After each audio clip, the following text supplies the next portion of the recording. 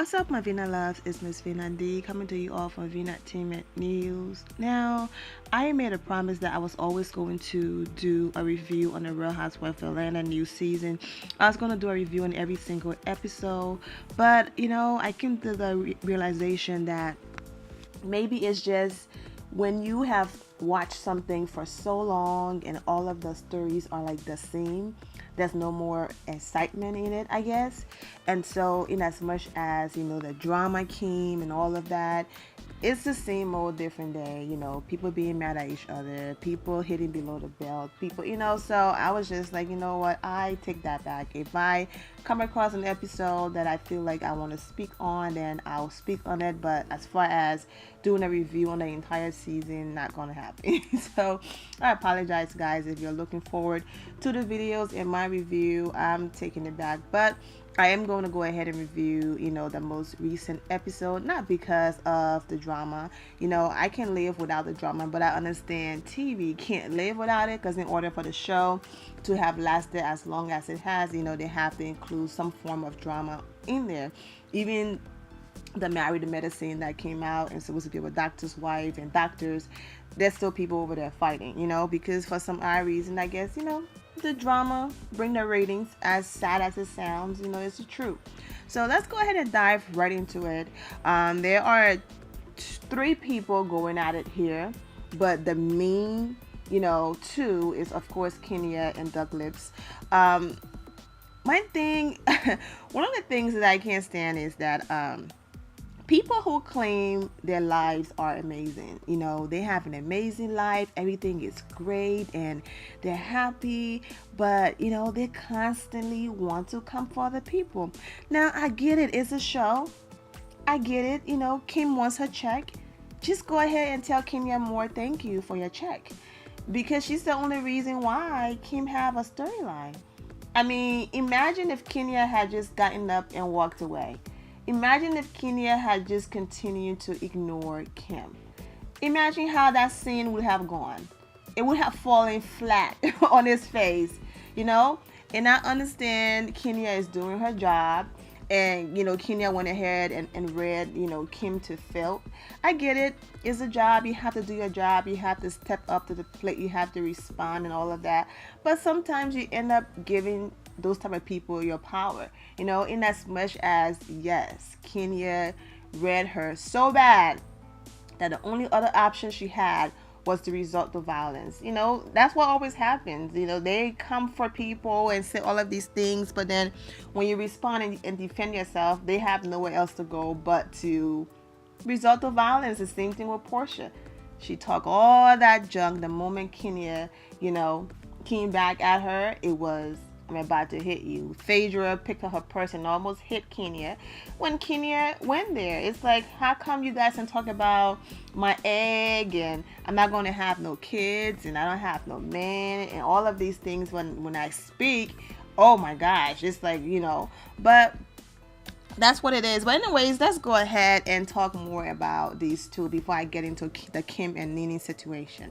I really hope that Bravo continue to carry Doug Lips' show, because I don't know what she's gonna do if she lose that show, because every 2 seconds she finds is, I have 2 shows, same network. What is she gonna do if that show gets canceled?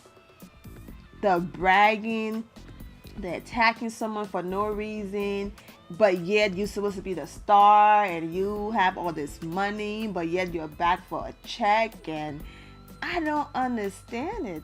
Like, I have never seen anything like that before, like that desperation to be back so badly. But that's what it is. I mean, everybody, you want to get a storyline, you want to get some airtime, attack Kenya Moore. And imagine if Kenya Moore for once in her life, just walk away and not say anything.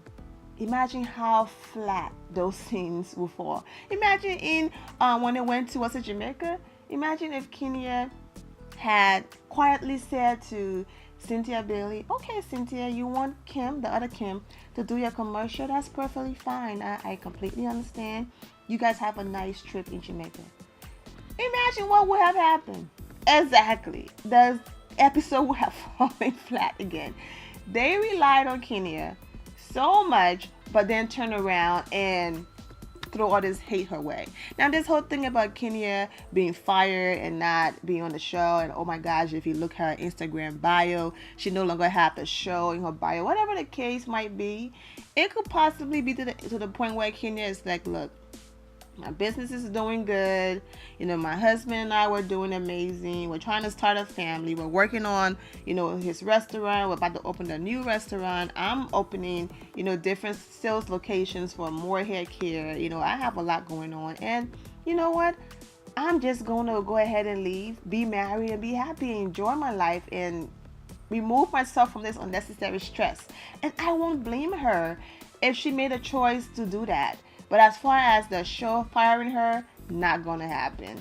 Not gonna happen. If she's not there, it's because she left. It's because, okay, this woman right here, yes, Kim, was able to be on the show for how many seasons? Talking about a big papa who was still married. We didn't see his face, but that was her storyline. Now that Kenya have a husband and don't want him on the show, now it's a problem. Like, she learned her lesson and have seen how these shows destroy marriages. I get it.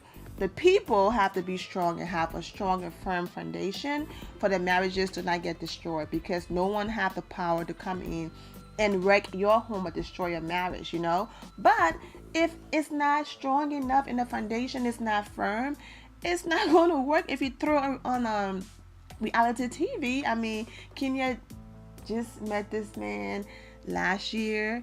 They're married. They're trying to have a kid, but they haven't even been together a full year yet. Next month will be 1 year. So within a year, they've been married, trying to have kids, have moved in together. So a lot have happened in under a year. So of course, I don't blame her for trying to protect her marriage.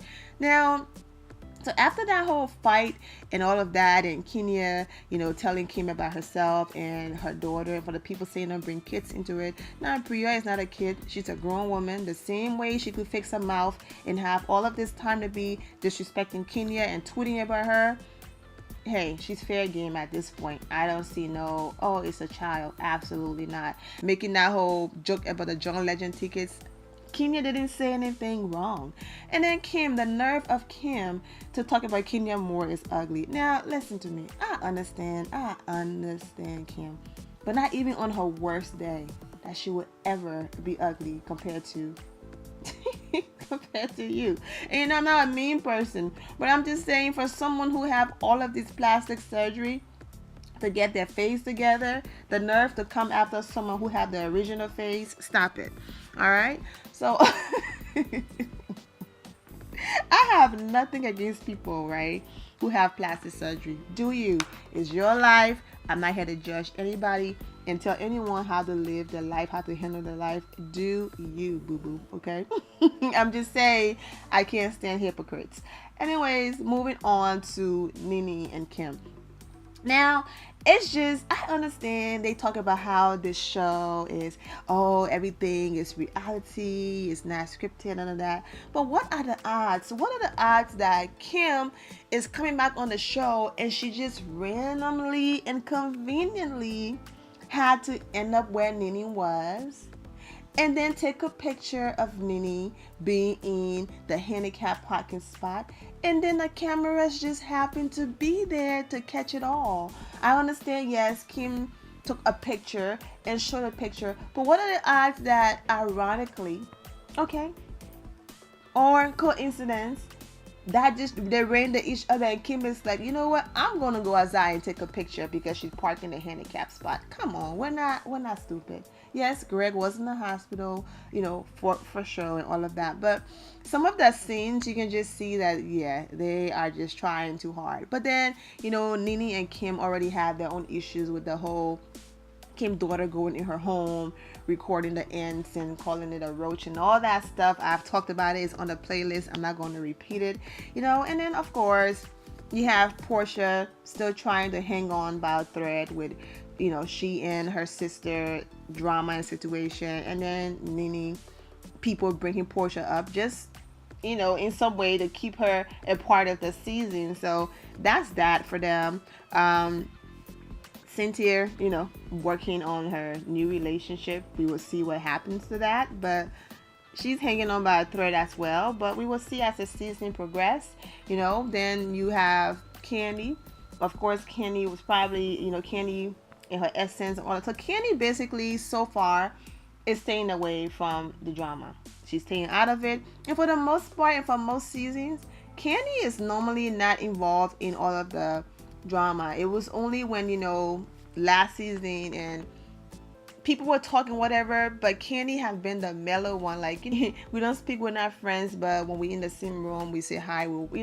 Candy have always been that mellow person compared to last season where it was just a lot of drama surrounding her.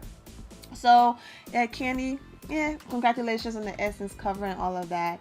And Sheree, of course, Two-Face, sit with Kenya, smile, laugh, have a good time, go back to Kim, and basically behave like she never had a conversation with Kenya, like they were not laughing and joking around and all of those things, And then of course you have, Marlo making her way back into the season.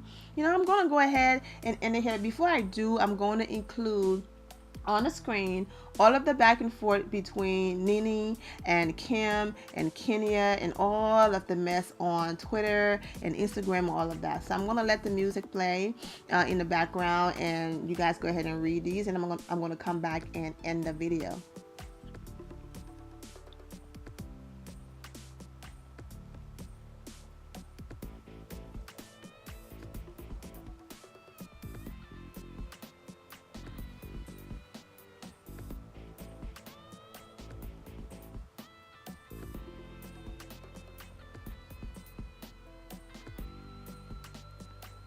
Okay, my vanilla loves. And one last thing, man, when when Kenya was describing the mess that she and Sheree friendship was, and she was like, it was as messy as Sheree's basement. Oh my gosh, I fell on the floor. Kenya is the shade assassin. That's what she called herself, okay?